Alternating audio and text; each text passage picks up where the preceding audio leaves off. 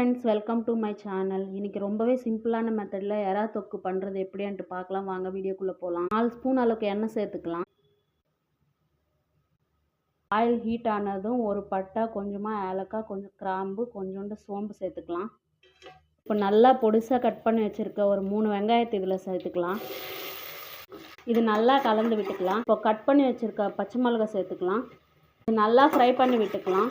வெங்காயம் நல்லா வதங்கிடுச்சு. இப்போ 1/2 ஸ்பூன் மஞ்சள் சேர்த்துக்கலாம். நல்லா கலந்து விட்டுக்கலாம். இதில் 2 ஸ்பூன் இஞ்சி பூண்டு பேஸ்ட் சேர்த்துக்கலாம். இது பச்சை வாசனை போகிற வரையும் நல்லா கலந்து விட்டுக்கலாம். இப்போ இதில் தக்காளி சேர்த்துக்கலாம். இதில் தேவையான அளவுக்கு சால்ட் சேர்த்துக்கலாம்.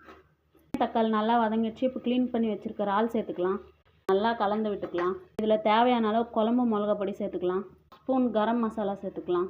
கலந்து விட்டுக்கலாம். ஸ்பூன் பெப்பர் சேர்த்துக்கலாம். ஃப்ளேமில் வச்சு பிளேட் மூடி வச்சுக்கலாம். அப்புறம் எறா தொக்கு ரெடி ஆயிடுச்சு. இந்த வீடியோ பிடிச்சிருந்தா போனா குக்கிங் சேனலை சப்ஸ்கிரைப் பண்ணு.